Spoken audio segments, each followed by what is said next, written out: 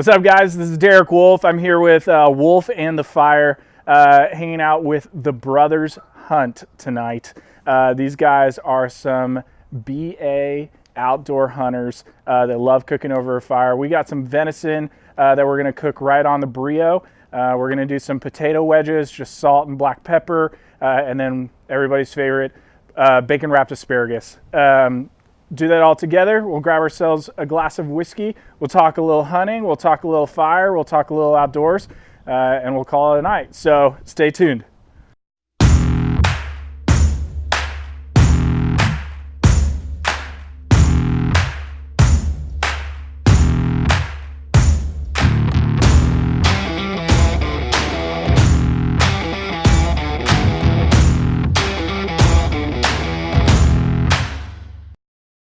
What's up, guys? What's up, man? What's up, Derek? Thanks for coming out. Thanks for having us out, bro.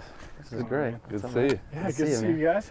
Are you all ready to cook over fire? Yeah, I can't wait. Let's do it. Okay, so tonight I have some of your venison that you brought over. We're going to grill that right over fire, keep it really simple. Just salt, black pepper, a little bit of olive oil. That's all you need. We're going to shoot, it'll cook really, really fast. Yeah. So Yeah, super we're going to have that be the last thing that's actually going to go on. First thing that's going to go on, we got some Idaho potatoes. Perfect. We're going to actually cut them into wedges. So real quick, I'm going to show you. Sure. So you're just going to cut it in half. And then we'll take that guy out. Oh, dude, this is just JoJo's. Like you get from the Dodge store. And then This is a Dan job. Yeah, you got these, I'll cut myself for sure. like that. Gotcha, dude. That's me. All right, so we'll do that. And then we're going to put them all back in here. Okay. Add a little peanut oil. Okay. That's a secret. All right. And then a little bit of salt, a little bit of black pepper. Gotcha, man. Mix them around, and then we'll be ready to go. Sounds good. So that guy. That's on me. All right, so with this guy, we're doing bacon wrapped asparagus. Love it. So the key for this is more bacon, less asparagus. Okay. Which is the key to life. Yeah. More bacon. All right, so really all that's all you'll need. Okay. So you're gonna get that. You'll pull out a piece of bacon. You'll just wrap it up. Grab one of these guys. Skewer it all the way down so it'll stick. And then no seasoning needed. Bacon's. Okay. So you're doing one of these, or how many? Just Yeah, I'll just do one. Okay. And then just get it until there's. Perfect. Yeah. Sounds we run great. out. Awesome. All right. Cool. 1, 2, 3, 4, 5. Man, this is a sharp knife, I can tell. Yeah, dude, that. Don't let me touch it. Yeah. So we're in Montana, right? Yeah. Reed shoots this turkey. It's a great shot. I'm not going to expound on that too much. It was a good shot. First day. I'll give it to you. It's a good Rifling, shot. yeah. So 3 standing, 50 yards. Okay. Previously, he has cut himself on numerous hunting trips, right? Okay. So it's like notorious. dude, Once a year. Almost It every happens. time. Yeah. pretty much every time. The first time. First the day. first First day. Yeah. Okay. So I say to him, "Hey, man, be careful." I was like, "We're in the middle of nowhere. It's a great trip. We got 10 more days. It's a great trip. Oh, we got shoot. 9 days left." I said, "Don't cut yourself on this turkey." He's like, "Bro, how many times I done this?" I'm like, I get it. Dude. I've cleaned a ton of turkeys in my So life. this turkey, Yeah. the turkey has a knob on the breastbone right here, right? Yeah. There you go.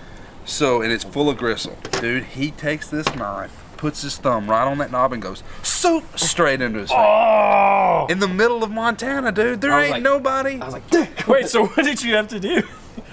What do we do? we wrapped Super it up. glued Super it. glued it and wrapped it We up. super glued it, duct taped it, 10 days. and he hunted the rest of the time like that. So, Yep. So you didn't have any issues with? It probably. I don't know. hurt like Does it hell. still? Does it work? Oh, I mean, like, yeah, I've got. I Just can show barely? you where the scar is, but That's a true story, man. I could have so I killed stay. him. I've got sharp knives, but I try to stay away I from. was so Yeah. mad. I was like, dude, the first day. Were you all by yourself? Or was it Yes. just you two? Because our brother-in-law was coming, flying who is a in. doctor, Yeah. but he wasn't there yet. So, which is why I was stressing. It was so important to not mess it up. Yeah. Dude, I'm telling you, right on the ball of that thing, straight into the finger. Well, it's all right though. But I you mean, manned up. that's like one of those stories where you end up doing that, and then everybody finds out. Yeah. Like yeah. me. So we try to keep the sharp knives away from Reed. What kind of salt are you? We let him spread the butter. You know You just what I'm got sea saying? salt? Right Yeah, there? yeah. So I like big flake sea salt. How come? Yeah, I'm Honestly, curious about that. I think that it packs like a big flavor. Huh. So A bigger flavor than the small? yeah. So I always Granulated? go sea salt. I'm a big sea salt So not proponent, just too. like kosher. Even though kosher's great. Like Yeah. it's has less salinity, so you can use a little bit more without worrying of over salting. Right. Wait, the big flake, it has less salinity, or the small? Kosher salt has Okay. less salinity. Dude, salt is salt to me. I don't know that. This is sea salt. Okay. Big flake. So I use this just in the beginning. So if I'm doing steaks, I'm doing really any big cut of red meat, especially red meat. That's what I'm using. Gotcha. I mean, salt is really the natural way of capturing the moisture and keeping it inside the meat. There's a lot of people that say there's other ways, but salt is going to be your biggest thing. Like the other day, I just did a salt encrusted salmon, and it's not going to change the flavor. It's not going to be like overly salty. The salt is actually to capture that moisture Just to hold it in a and little bit. hold it. Yeah. Really? Because it'll make like an oven basically. Yeah. So it's really cool. So do you scrape the salt off? Is it Yeah, salt? yeah, you just peel it right Really? off. That's awesome. Yeah, it turned out great. I did it with, I had just gotten back. We have family that's up in the Pacific Northwest. Gotcha. And Oregon? Washington, Okay. Seattle. Okay. So we were just hanging out with them, and my father-in-law was like, hey, we should go salmon fishing. Were you like, yeah. Did me and Dude, your that sounds father-in-law like just become? So we ended up doing that, and we caught some beautiful salmon. I know if I ate them, like, they're gone. I don't blame you. We didn't even ask for it. We didn't even ask. He knew he wanted Yeah, them. yeah, yeah. So we got that, Come back here. and we did that, and I brought them home. Fun story. If you ever want to bring, well, you guys probably. How do you guys bring meat home? Do We you have pack it? we have a yeah. couple of different solutions to that. Okay, so tell me if I'm wrong, because I don't do it as much as you do. My father, like, he goes pheasant hunting Okay. pretty much every year with all his fraternity brothers. Yeah. And they go up to South Dakota, and he puts it in something that'll seal. Okay. Wraps it in paper towels, or not paper towels. Wraps it in newspaper. Puts it in the freezer until it's completely frozen. Yeah. And then he puts it in a suitcase, and it. That's It one way. won't. Yeah. It's definitely one way to do it. All right. So what's the secret? What's the secret? Flirt with the flight or the people checking the bags and get them to give you the overweight pass thing. How's he explain it? Well, the way we've done it a couple of different ways. The way we did our main moose when our brother-in-law drew that tag, we actually took he bought a 15 cubic centimeter small cubic foot deep freeze. Oh shoot. We shoved it in the back of his truck, strapped a generator to the top of it, Ran that thing. and ran that thing all the way home. That's for great. 24-hour drive. Yeah. Talk about ingenuity. Bro, redneck, man. Yeah. It's like you got a problem, you got to figure it out. Find a solution. So that was our cheapest, most like foolproof way to get that meat home. Because dude, we're such anything we shoot or kill.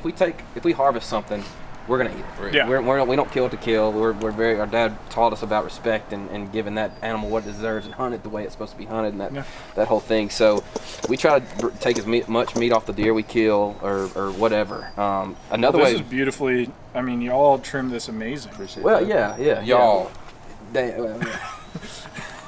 Not like I don't know how to do it. I do mine the same way. We're just we want to keep all your fingers. Yeah. Okay, so I'm gonna throw the potatoes on real quick. Perfect. But if y'all want to help yourself, I got some awesome bottles of whiskey over there, a little bit of ice. What you drinking? Yeah, what do you A little want? bit of that E.H. Taylor. Okay. What should I get? What's your preference? Okay, so E.H. Taylor's my favorite, so you can't drink that.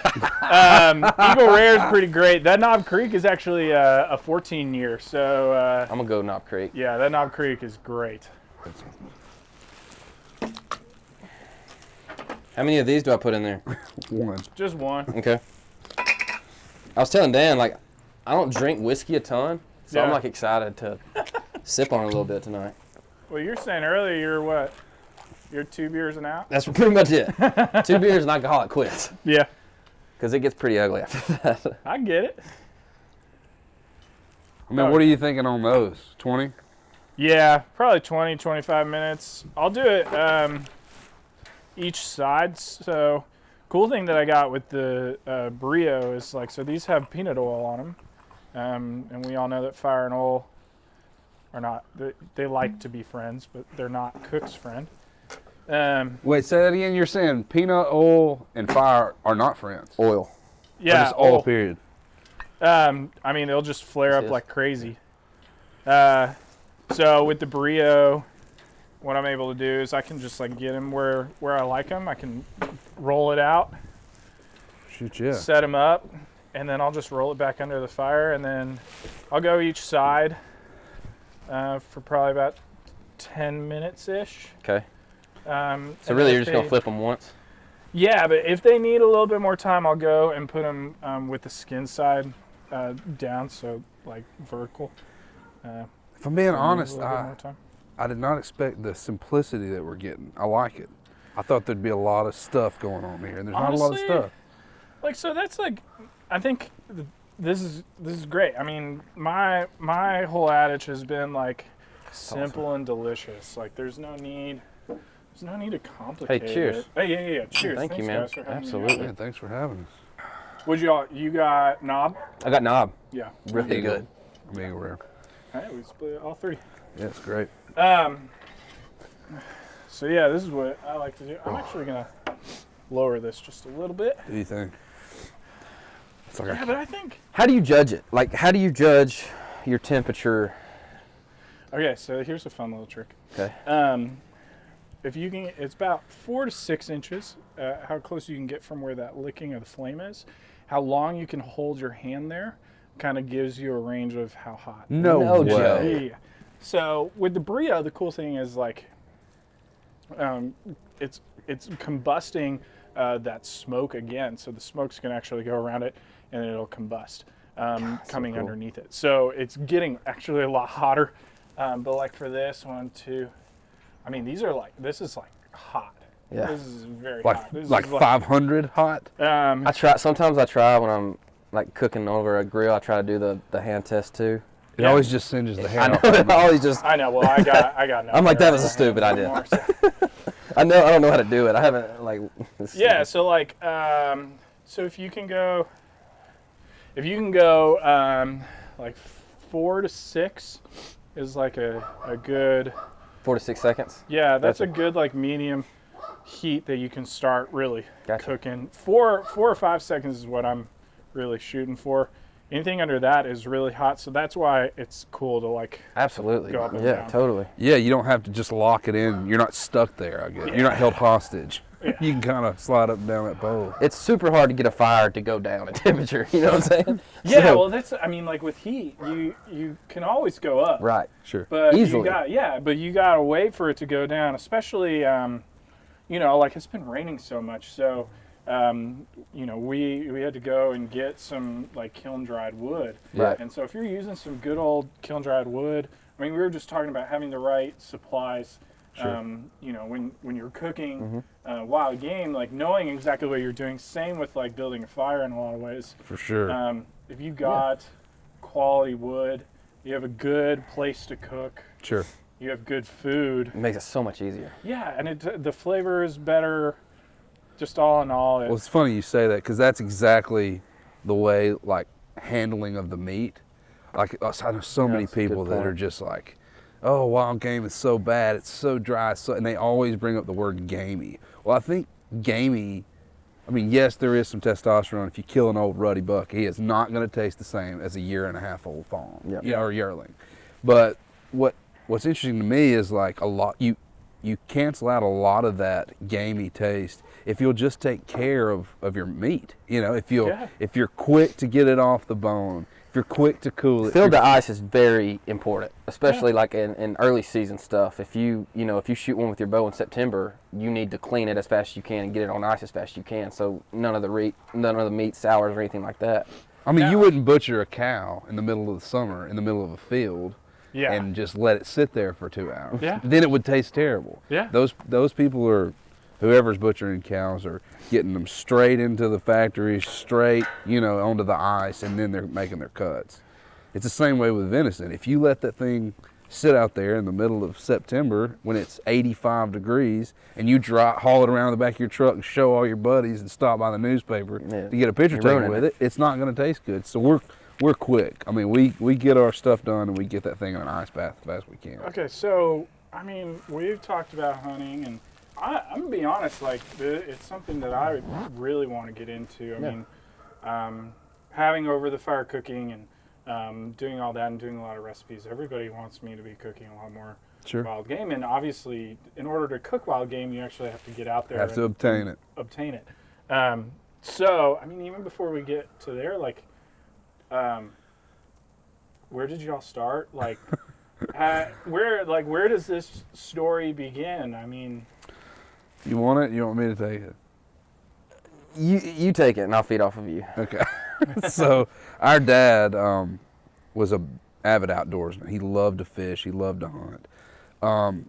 He was a Baptist minister, so he didn't have a whole lot of time to prepare and like sow food plots and all that. He never bow hunted really. He just kind of here and there would bow hunt, but he was a quick, efficient. If it had a rack, it was getting shot, you know. And so he was always bringing deer meat and fish. I mean, we ate bass, and it's not even like a popular thing to do now because it's a sport fish. But we ate the white fillets off largemouth bass ever since we could eat. Yeah. So we started hunting early in our probably middle school careers. I mean, I can remember him checking us out of school as elementary school, and he would check us out and take us to see the deer he'd killed. And he was just always involving us with it, so it was never weird for us. It was just kind of how we obtained food, you know. Yeah. I think it started too with him just wanting to spend more time, with us. And he was totally different guy. He's a totally different guy in the woods, and we, like, he would take my sisters, and we have two sisters. We're bookended by girls, but they would go to the lake with him and fish some, but they didn't really go to the woods with him. And that when we went to the woods, it was kind of our time, and we had, I think, a lot of lessons that we learned growing up, and a lot of the things that, foundation of our belief system, all that kind of spurred from those conversations around literally a campfire at night, man, and sitting in the stand with him, and just because you've got 5 or 6 hours that you're gonna be sitting there, so it's easy to go talk about surface stuff, but then you go off and do the deep stuff every once in a while and learn some really cool lessons. I can remember being in Wayne County where our deer lease was and having a fire, and he would take this big cast iron skillet and he would just put like green beans and he would chop up some of the deer that we had taken that day and backstrap or something and throw it in there and pour a can of French onion soup in there and just put coals on top of that cast iron, top and bottom, and it would just cook. And man, if I look back on my life at some of my earliest memories, it had a lot of it had to do with fire and favorite memories and eating and hunting with my dad in the woods. It was all outdoors. All outdoors. I mean, almost every person that I've talked to since I've started this journey. When did you start this journey? So I started about 2.5 years ago. Wow. I grew up like camping and being in the outdoors, and I mean we cooked. Like, I came from a family of cooks, and but we only ever did like hot dogs and hamburgers and all that stuff. Sure. We did a lot of that too. We did plenty of that too. But I mean, like, so I was in college, and I saw a chef, a South American chef. Wow. And he was cooking over open pit, but he was doing like amazing things. Not just like, really. I mean, there's steak and there's, it was all that, but it was like more than that. I mean, he was doing bread and veggies and cooking right in the coals and making beautiful stuff over an open pit. And my mind was just blown, and so I thought, I mean, here's something that's so simple, but he made it beautiful. Sure. So that's cool. Inspired, man. That's cool. I went over to REI, and I bought myself a popover grill grate. Yeah. We got a fire pit for a wedding present, and my wife had a camera. And so we just went into our backyard, and I made skirt steaks. No way. Come on. That's That's I just awesome. cooked it, and so the next thing I know, we were just taking photos, and then I was like, I don't know what it is, but like I got addicted. Sure. I mean, I wanted Primal, man. Yeah, I wanted. Not only was it that way, but like fire and the ocean and all kinds of things. There's something so amazing about not really being able to control it. Sure. Dude, preach. So Yeah, man. it's like the fun thing about cooking over fire. What I always say is like, it is different every time. Wow. Like the fire changes every time. The wind, the factors, what you're cooking is different. I mean, it's never the same. It's kind of like surfing. Like I love surfing too. Like The internet. You're talking about surfing the web, right? But like I mean, same with hunting. Like I was about to say, there's so many. I just listened to you talk. Yeah, and parallels. there's so many similarities between the two. Because, I mean, people, y'all aren't hunters. Y'all just sit in a tree. Yeah. No, man, it's different than that. Like every day is different. Because I mean, you may go and you may see 20 deer one time, or you may go and not see any, but you're being able to watch the cardinals or the woodpeckers, or nothing is the same, and you have no clue what you're going into. Yeah. And You can that's prepare so for cool, it. man. Yeah, you can prepare for it, but you never know factually what you're about to experience. It could be that afternoon could be a memory that you'll have for the rest of your life if something walks into that's your food plot that you're hunting or whatever. It's a beautiful, beautiful thing. Yeah. The one thing I always say with like fire cooking is don't be afraid to like burn it just a little For bit. sure. I love that. Like the charring is flavor. I like a little char. Like especially if you got salt and all that stuff. I Yeah. mean, it's fine. Like even like stuff like that. Like Totally. Yeah. I'm eating that one. it's got a little crust, and maybe it could be a little less brown and Dude, whatever. Are But you like kidding? most people don't care. No, dude. That's exactly they look how way I better want than the Dodge chickens ones I used to get. Dodge So- Store After had some basket- decent. after Shout out basketball Dodge practice. Store. They Shouts had to some Dodge. decent potato wedges. The back Dodge in stove. day.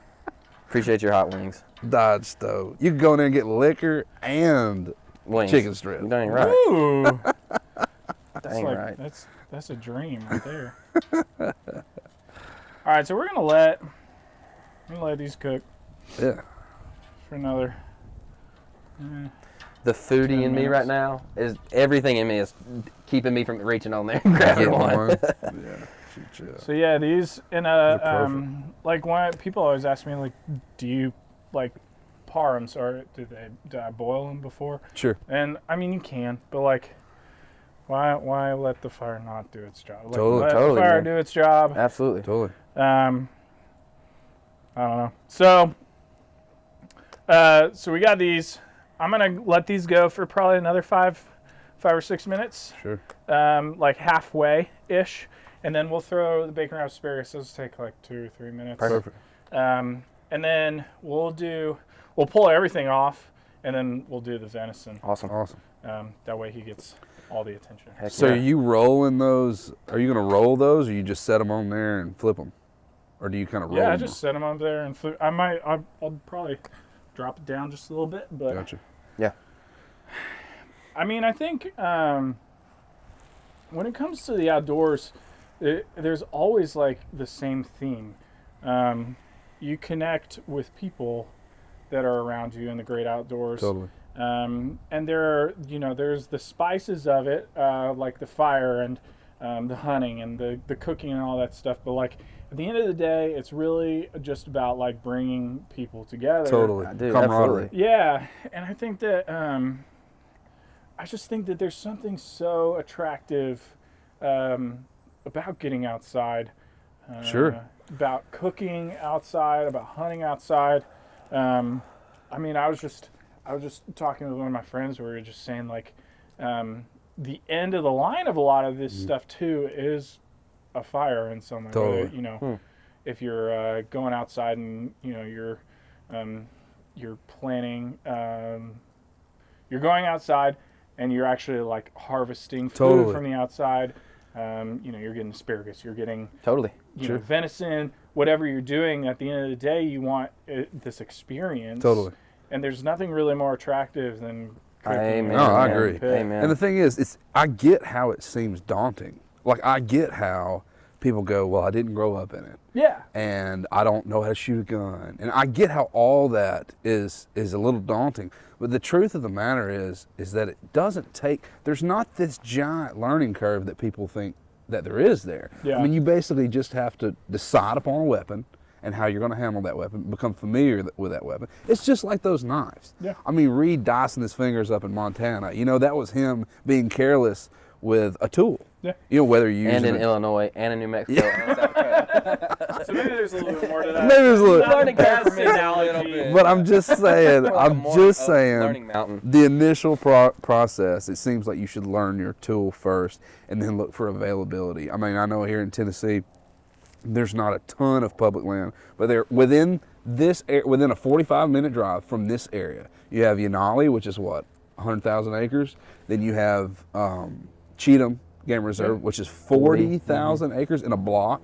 So there's plenty of opportunity. There's plenty of game. As long as you know your tools and how to handle them, you can easily go out there and get this exact same venison and with the internet and YouTube, there's tons of different ways to figure out how to make your cuts and to understand how to cook your cuts. Yeah. Especially with guys like you out here doing it.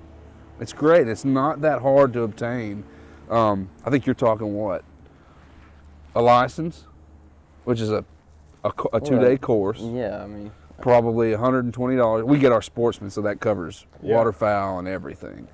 And then it literally does whatever it costs you to get out to that property and to research it and to find out where the deer are, where the turkey are, where the ducks are, where the squirrels are. I mean, you're talking about an endless supply of food. And I really think that's becoming a pretty prevalent thing in people of our age. Start harvesting your own food. I agree. I think it's just it's a choice in lifestyle. People ask me all the time. It definitely is. Why do I cook? Like, I can do all this in an oven.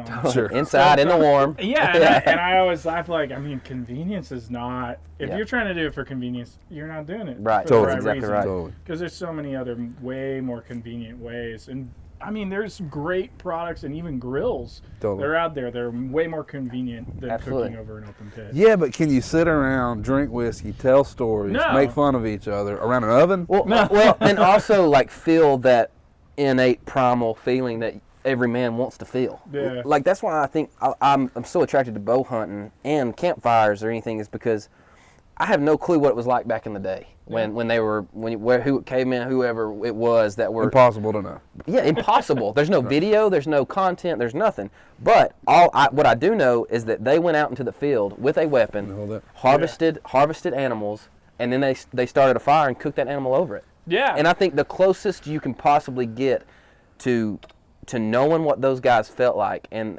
the feeling of survival and that innate primal feeling is doing what we're doing here. I Is agree. to go out to the field and harvest an animal and cook it over an open flame. I agree. And there's something so satisfying You need to about calm that, man. down. I know Sorry, you- I'm just I know getting you're a little excited. I got I know you've had a little whiskey. I know yeah. these potatoes are looking fine. I'm just saying, man, I think you're right, Derek, and it's a choice of lifestyle, and yeah, it's not the easiest, but man, it's so fulfilling. I do agree. And I'm gonna tear them taters up. I'm telling you that right now. I want that one. so these guys are looking pretty good. Shoot, yeah, they are. We still got a little bit. There you go. So these shouldn't be done, but ideally, what you're going to do is you're just going to go right there, and then you can see there's just a little bit on there that came off. Yeah. So it should just be able, you should not even have to push, even the tiniest bit. So with these guys, you do have to push just a little bit. They still need a couple more minutes, but we're almost there. This guy right here is done. Yeah. So like you can see, we're This guy very was pretty. close. Yeah. So some of the thick guys need a couple more minutes. Like this guy, that poked through real easily. Mm-hmm. But anyway, I think so you're that's real just close. like a fun. That's cool. That's a fun Shoot, little Nice little thing. yeah. Um, Learning the fire. Learning, the hey fire man, thing, over the fire learning. You know, maybe that's your right. next well, I think, Instagram like, a lot venture. of people want to know more about like how to No cook. doubt. And, For sure. there's a lot of great information out there about like, that toothpick thing is not. I mean, you can do that in the oven, or you could do stuff like that. But I think it helps to see it when it's put over the fire. People, can get that that shot in their mind of like how it's done and all Totally. that. That's way better job or way better practice than picking one up and sticking it in your mouth and eating it. So I'm gonna keep the fire rolling. There's so many good fire analogies when you're cooking over a fire. Like, keep the fire rolling. I'm gonna stoke the fire. So many like dad jokes. I'm a dad joke connoisseur, though. I enjoy them. Hey, like they made us laugh when we were kids. That's Yeah, right. dude. Continue to make us laugh. Yeah, we gotta keep them. Gotta So appreciate 'em. I'm gonna drop the fire just a little bit so we get Sure. that bacon caramelizing just a little bit more. Yep. I think those taters are nearly there, don't you? Yeah, I'm actually gonna drop it real quick, and then I'm gonna have y'all help me pull them. Perfect. Sure. So that white one is a clean cutting board. The potato board. Yeah.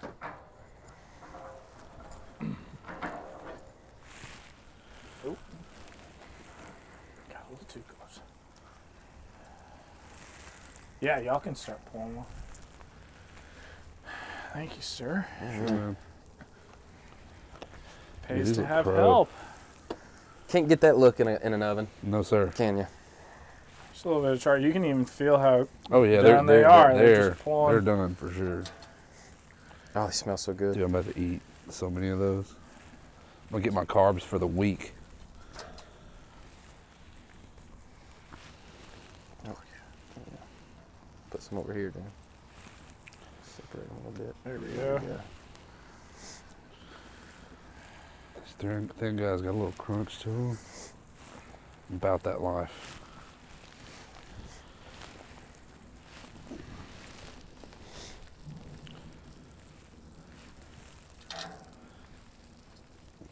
So you said you're from a family of chefs? From a family of cooks. Yeah. Really? Yeah, we loved cooking growing up. Most of our vacations or anything that we did, traveling, Ooh. was Based centered on around- food. That's Really? awesome. Yeah. That's so Oh cool. yeah. Can't imagine. I I mean, ours was based around crab legs. I don't know if that counts. I don't know if that counts. Yeah, I think that counts. You want me to set this over here? Yeah. All right, so we'll cook these guys real quick. So what's your telltale sign that these guys My are done? redneckness almost grabbed one. Yeah, Almost, my don't do redneck it. almost Don't do it, man. did it. Harness I the had to talk him- I had to redneck. talk him out of it. Be classy. So telltale sign is, the bacon will be cooked. So like you can see, well, you know when bacon is bubbling like Sure. that. So pretty much the whole thing will be bubbling. That's why you cook it really fast.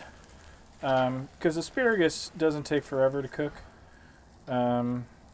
It's a really easy vegetable. See, I think that's where I go wrong with asparagus. I cook it too long. Because Yeah. I feel like, are you supposed to have some crunch when you eat an asparagus? I like a little bit of crunch with Okay. my asparagus. If it gets a little too steamed, Soggy. a little soggy, then That's I where start that's to my lose problem. interest. That's my problem.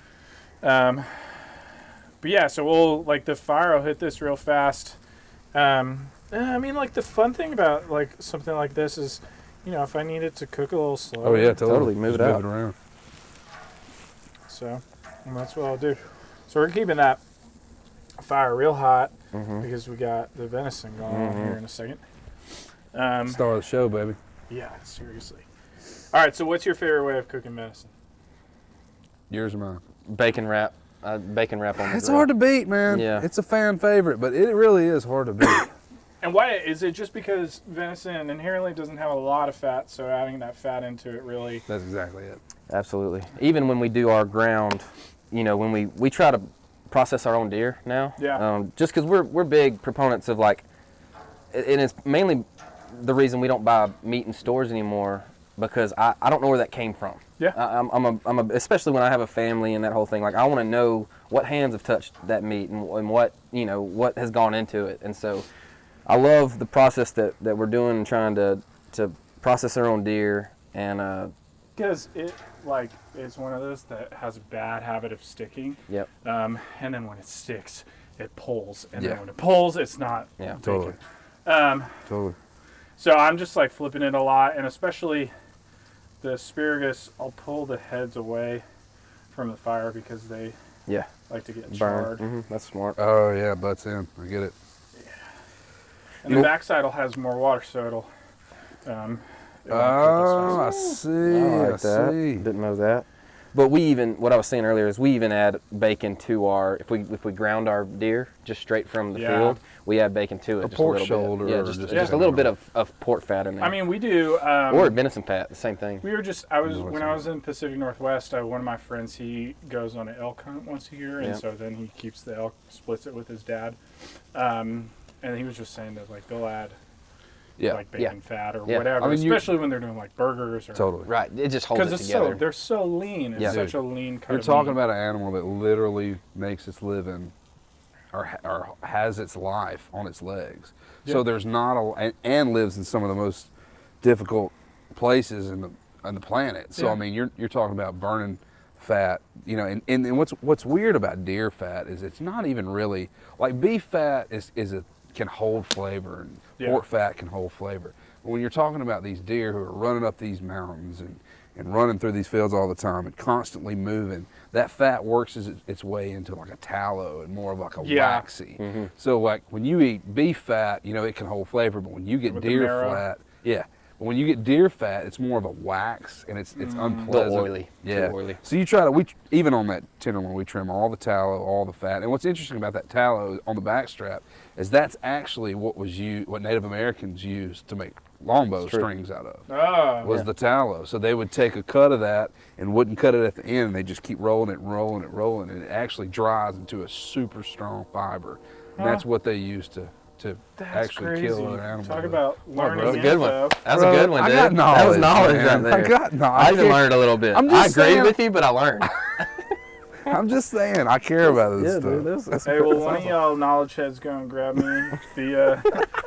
the cutting board, and I can pull these guys off real quick, and then we'll put the star. You're just judging these by the bacon, pretty much. Yeah. So the bacon. I mean, the asparagus cooks really fast. Yeah.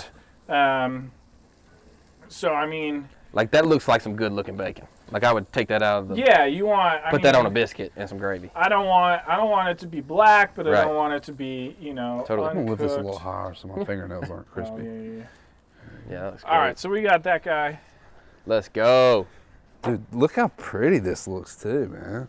Yeah. Jeez, good job lining those up. Make sure you get a shot of that. Just kidding. All right, you ready for this guy?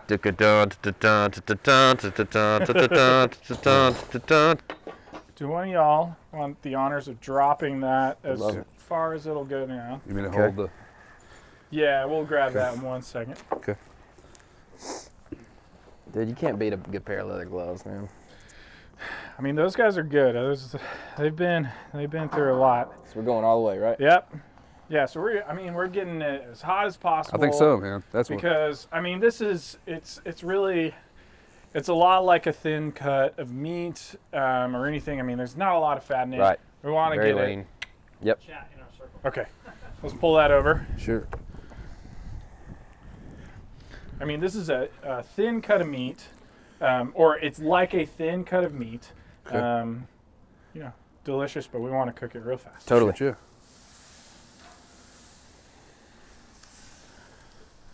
All right. You can already smell it. Yeah, absolutely. Dude. That's my favorite. My favorite cut of meat, I think, is a whitetail backstrap. Dan will probably disagree with me and go elk or antelope, but that's my your favorite. guy. Huh? That's my guy right there. I'll pick him over. over. Hey, I'm not hating. I'll pick him over anything. So what's the story with this guy? That's a West Tennessee bow kill. It's a West Tennessee bow kill.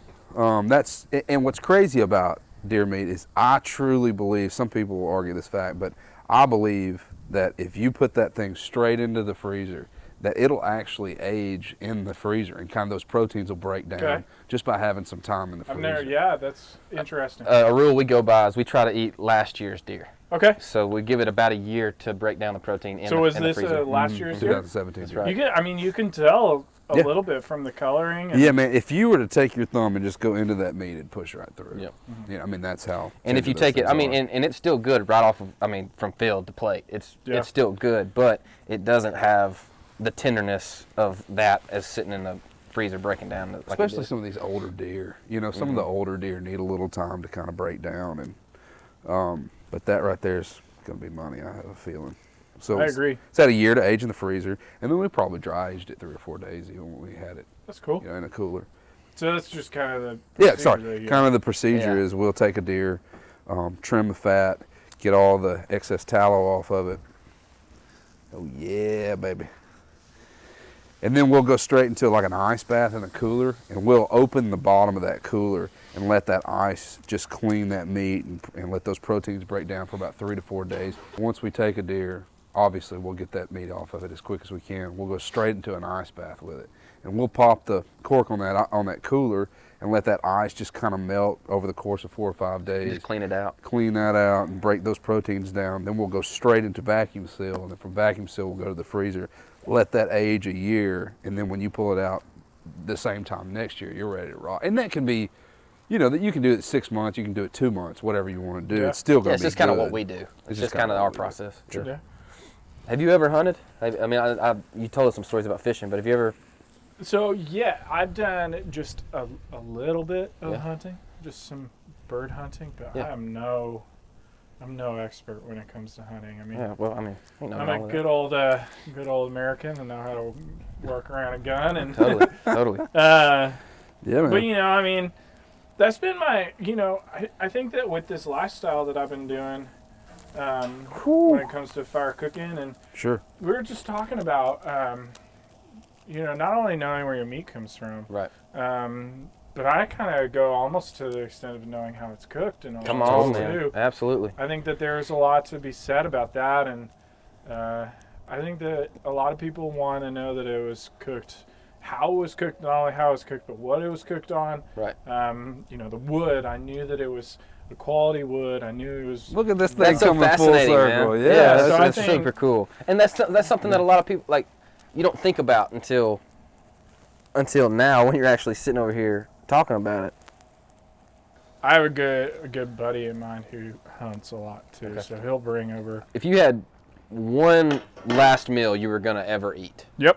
what would it be? Jeez, just going for the gut. I'm going for the jugular. Damn, I thought I was the one that had to ask questions, but all right, now you're picking your getting brain. into it. One last meal That's something to I the feel chef, like your man. listeners would like Yeah. to know about. Okay. To the chef that cooks all the time. Ooh, that's looking. What is your last meal? Bourbon. All bourbon. It's a plate full. Straight night. Just all straight night long. Bourbon and coffee. Yeah. All right, you want to grab that? Sure. We'll just let it rest a little. Perfect. I love little that. bit I love longer. that We'll plan. go for like. What's your rest time on your steaks or anything? Steaks 8 to 10. Yep, it's us too. So this guy, you know what we're gonna do real quick? I like it. Let him chill over there. You know. Perfect. Woo! I ain't never seen that. That's what I'm talking about. That's what I'm talking about, Derek. So it's just gonna drop like it's. Okay, why are you doing that? Because we just got a couple more degrees that we need to go, and I just want to char the outside of it a little bit more. Dude, that's what I'm talking about. He ain't scared of nothing. I'm doing that next time. That was cool, man. But we don't need really much more than that. All right, ready? Dude, my man ain't. I love it. My man ain't scared to throw it on straight fire. That needs to be your move. Okay, so we're gonna jump in rapid fire. Love it. These I haven't pre-planned these. so- Perfect. We'll alternate. He'll get one. I'll get one. Yeah. You'll get one. Okay, favorite drink to have around the fire. I'm usually just a go-to beer. Okay. Probably a Coors Light.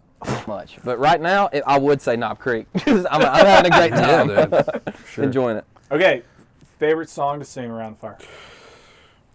Oh, why did Friends in Low Places come into my mind? I don't know. Okay, that's your answer. Okay, that's a gotta be money. it. I'm sorry I said gonna that. go Big City by Songwriter. Okay. Oh, don't say Merle. Yeah, Big City by Merle. Okay. Okay, epic place to cook outside. Go. Oh man, Montana, Okay. Butte, Montana. Yeah. In the mountains. Yeah, It's got to be for sure. Okay, sweet. on a clear night where you can see all the Yeah. stars. I know, dude. I'm there. Yeah, me I'll too. be there. Okay, Ready? favorite thing to cook over fire besides venison. Man, I'm a burger guy. Okay. I like a good sauce. I mean, obviously ribeyes and steaks and all that, but when it comes to like crowd pleasing party people, just a good 3/4 inch burger with a piece of American cheese on it, man. I'm an American guy. Hashtag America. Yeah, dude. All Little right. bacon. Moving away from the fire. That was not What's very y'all's sexy. next hunt? Well, turkeys. Yeah, spring's coming up. Spring April turkey. will be Okay. spring turkey. We'll be all over the place. We're volleying the idea of going out west to try to kill a Rio, something Okay. like that, and get away from Tennessee and the eastern. Yeah. So, yeah, turkeys. Okay. What about what's your where are you at current wise on songwriting right now? Well, we got some big things happening, man. We're super blessed to be hooked up with a guy named Luke Combs, who's one of our best buddies. Great venison eater, cooker. He's all about it. Yeah, Maybe dude. we'll have him. Yeah, on the he would show. love one of he- us, man. Dude, I'm telling you, man. We did interloins a couple nights Yeah. or a couple months ago. It was his first deer taking off his place. He was so excited. We've actually got a picture I'll show you of him dicing those interloins. So the Medallions, interloin, you know what that is. That's Yeah. the inner on the inside of the cavity, or it's a Yeah. super soft muscle, which will feed 3 or 4 people, and we destroyed them. It was man. delicious. So we're lucky to be hooked up with him, and we got some songs on it. But we've got a lot of buddies that we're super blessed with. I mean, gosh, John Langston, Scotty McCreary, all your flat stuff. I mean, Yeah, Luke Bryan, we got some stuff on all those projects. we're So super lucky. We're to be. we're It took a finally- lot of work. We're, took a lot of we're work. finally getting to where we wanted to be for years. Dreamed about being Yeah, for you. grinded for. Well, you know what? I'm so happy that y'all Thank came you. out. Dude, and, it's our pleasure, I promise. I'm gonna So- be more happy after yeah. we eat Let's that. let's slice into this. Let's do it. I'm actually gonna. Look at that bad boy. Yeah. So it's a pine cone. They don't let no pine Put cone in over. resin. Oh, okay. Okay, go. and it's made by my friend named Fingal Ferguson. No way, that's a yeah, real name. it is a real name. No way, that's a real name. I didn't believe it at first, but he's one of my good friends. He's out in Ireland. Is that an F? Yeah, so this is his. People wait like years to get one of No these joke. knives. So he actually had he pulled some strings for me. Oh, So do the honors, man. Let Fingal's knife cut that back strap. I think it would be a good idea to cut that back. Dude, you would have already cut 8 of your fingers off. Dude, look at it. Oh, yeah, baby. Yeah, we got a nice one little center there. Shoot, yeah, this would be perfect. Yeah, man. All right, boys. Well, why don't y'all go and get yourselves a plate Perfect. and let's eat. So look, here's my strategy. I want the most rare piece I can find. I'm gonna always. say it's over there. Yep, that's gonna be my guy. The big heavy guys right here. Also, I'll leave you a couple. you guys go. I go hands. So like, I like it. who Appreciate cares? it. Shoot, It yeah. makes it so much easier. Just Totally. To be honest. Totally, dude. That's like my other favorite part about cooking outside. Is like most of that like, oh, you have to eat it and cut it and do all this. You know, like no. For nah. sure, man. Get in there and get them. Yeah, just go for it. I want that one crispy guy. Okay, I'm solid. Wait, how many pieces did you get? Are Bro, we trying to knock this I'm thing hungry. out? I can knock this thing out if we're knocking Go. this thing out, bro. It's not easy to find in Williamson County. Really? Yeah. Where's it out of? This is out of Buffalo, Trace. So it's out Gotcha. of Kentucky. Kentucky. Gotcha. So give you Thanks, sir. very. Dude, thank you. Thank you.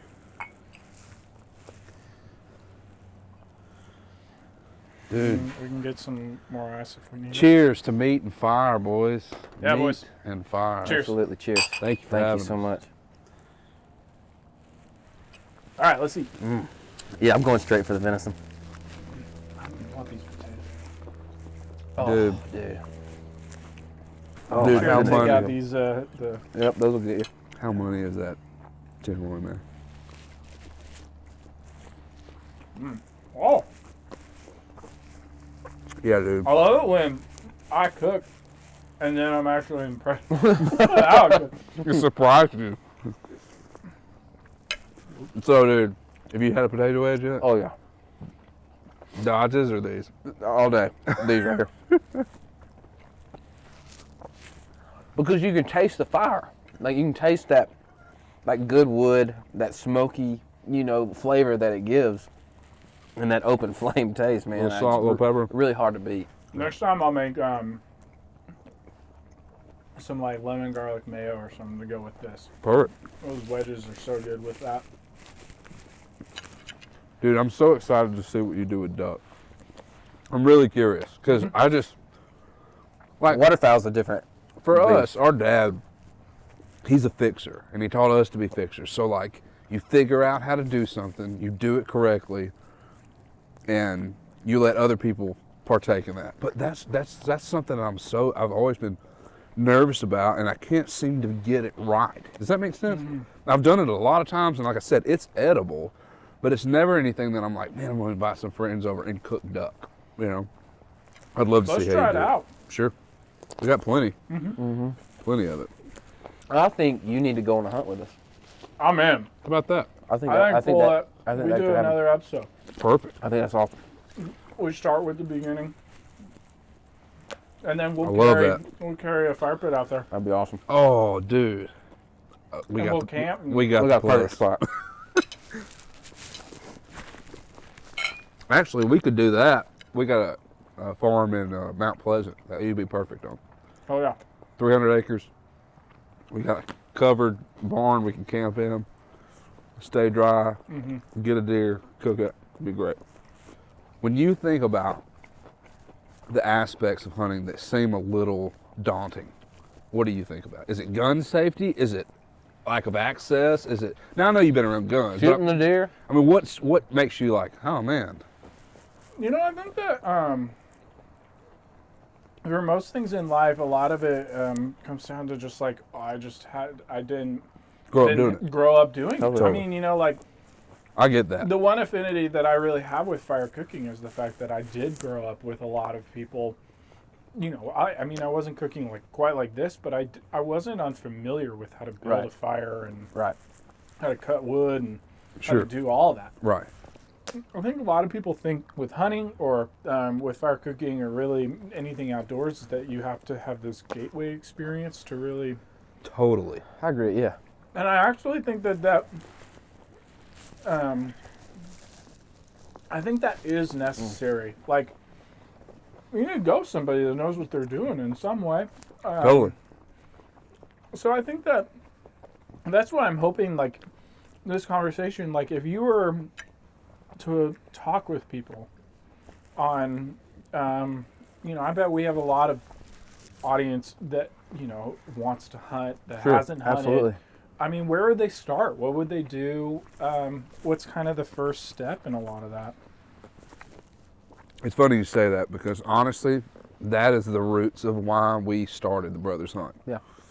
Was to inform and educate people on the process and how how it can be done ethically, how they can feel good about it, how they can respect and take care of that animal from the moment they see it to the moment they're putting it in their mouths. I mean, it's a respect process from the beginning, and that's what our whole goal is to get people interested and to educate those, because that's what we were running into in the writers' room a lot. We would have people go, "Oh man, those Isbell brothers, they hunt and fish, and they eat squirrels." And actually, there's a song, a buddy of ours wrote a song about us and the fact that we kill all our food. The Ballad of the Isbell Twins. It was we're not even twins, but you know, it was something just funny he did. But the whole thing was kind of poking fun at how that's all we know how to Yeah. do, which is true. So if we could just educate, and that's what it turned into, was just educating people on how it's not grabbing a 12-point buck and having blood come out of his mouth and showing how much of a man we How are. you that conquered this we animal. conquered this thing. You're never conquering anything. You're blessed to be there, and you're lucky to have that experience in a country that'll allow you to do that. So you need to take care of it and treat it like it's something to be respected, instead of something that you just do on the weekends. That's not how it works. There's a lot of work that goes into it. It's a craft, just like writing a song, just like cooking food. But it's totally attainable. You But know? it's attainable. Yeah. You Yeah. just have to start the process. Yeah, I agree. I think there's a lot to be said about that. And I think like you were alluding to earlier, finding some sort of a mentor is obviously a fast track, but it's not absolutely necessary. You can do enough research. You can call Fish and Game Wildlife. Here in Tennessee, we have what's called the TWRA. There's plenty of utilities to use to know how to begin your process and getting into the outdoors and hunting a little bit. You just have to start. You have to start. Yeah. You have to make up your mind that that's what it's a lifestyle. You know, it's deciding to, hey, I'm going to do this way. Mm-hmm. And yeah, it's just, you know, it's just about beginning that process and saying in your mind, all right, this is the way I want to do it. Here we go. I love that. I'm going to decide to feed my family with organic meat. Ethically. Absolutely. Preservationally. I mean, and I think that there's a whole other aspect absolutely to this. I mean, not to dive too deep into it, but there's a difference between conservation and preservation. Totally. And I think that a lot of people interchange those words. Even though there are some things that work hand in hand. There are a lot, but I think, and I'm no expert in this, but I do think that like the one thing that I've known is that I think we're getting into a mindset inside of the United States, and where we're trying to head with fire cooking and lifestyle is trying to see it from a preservational aspect. I just think that like preservation is doing something for the greater good, no doubt, of what's going on around you. Totally. And sometimes that involves, you know, monitoring numbers. You know, when it comes to whitetail, I know that the numbers are very crazy. And they're cute animals, but like, unfortunately, they are. And that's the thing. Yeah. A lot of people are uneducated on the habitat of these animals, the herd as a whole. You know, the healthiest a deer herd can possibly be is a 1-to-1 ratio between a buck and a doe. Which is how God intended it. Absolutely. And so naturally, it's one male to one female. And some states are better than others because of their deer populations. But for our state of Tennessee, in our county where we hunt in West Tennessee, we can take 3 does a day because that's how prevalent the doe population is. And so what we try to do is that's what we try to manage our properties that we can hunt and to get it to a ratio where our herd is going to be healthy and live the best life they can. Because I tell people all the time, they're like, how do you shoot these animals? Like, how do you kill? And I was like, it's a weird dynamic because literally the whitetail is my favorite animal on this planet. I'm infatuated with them. The way they live, the way they survive, what their antlers are used for, what the does think in this time of year, whatever. Like I love the whitetail deer, but yet I harvest them at the same time and I eat them. You know, so it doesn't make sense for a lot of people, but it's all part of the process of trying to grow this herd in the best way possibly that'll let fawns develop the way they're supposed to, and all that. And I think that's what preservation you're talking about is you know, leaving a spot like our farm. I want it to be better after we get done with it than when we started. All right, so what did y'all? Bro, 10 out of 10. 10 out of 10. 12 out of 10. No doubt. I would eat that every night. Oh, for sure. Delicious. For sure. It was great. Taters were in there.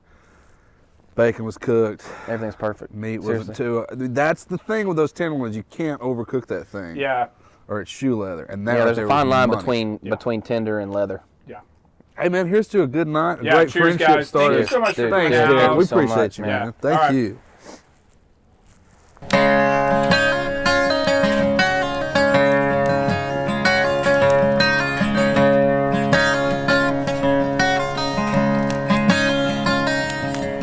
Coffee every morning that I pour out, a folded blanket on the back of the couch, a parking lot underneath the tree where you hung your keys. Half that swing rocking back and forth, wind chimes singing on the front porch. The flowers you stole from the neighbor's yard still sitting in the mason jar. Still yours, every little memory, every thought, every heartbeat. The best part of me is still yours. Every single kiss that's left on these lips for as long as I live. Still yours, all of my love, even if you don't want it no more. It's still yours. Oh, baby, it's still yours. My right hand while the other's on the steering wheel. That shotgun breeze that you love to feel. Every plan I made, every prayer I prayed. When it comes to this, girl, nothing's changed. I'm still yours. Every little memory, every thought, every heartbeat. The best part of me is still yours. Every single kiss that's left on these lips for as long as I live. Still yours, all of my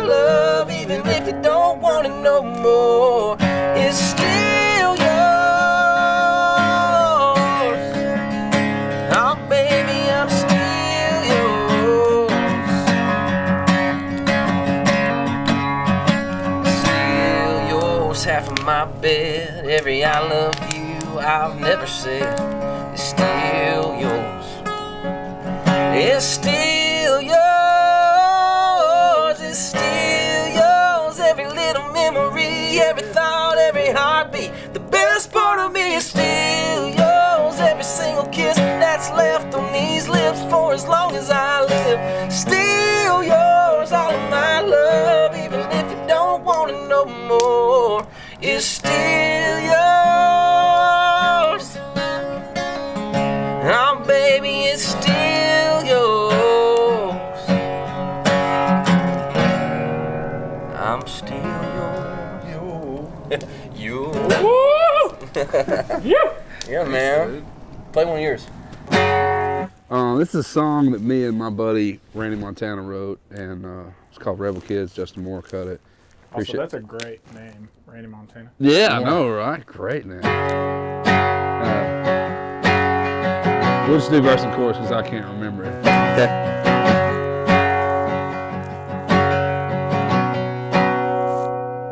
I literally Daddy can't. Bob.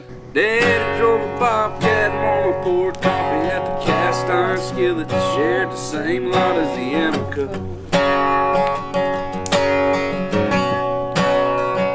I remember me and my brother busting out the screen door like a couple wild Indians, 10 speeds for horses as fast as we could go. And I ain't ashamed at how I was raised. You couldn't wipe a dirty dust and smile off my face. I still got the scars rolling up on. There ain't a barefoot summer gone by that I'll ever change about this old boy and the way we live. God bless the rebel kids.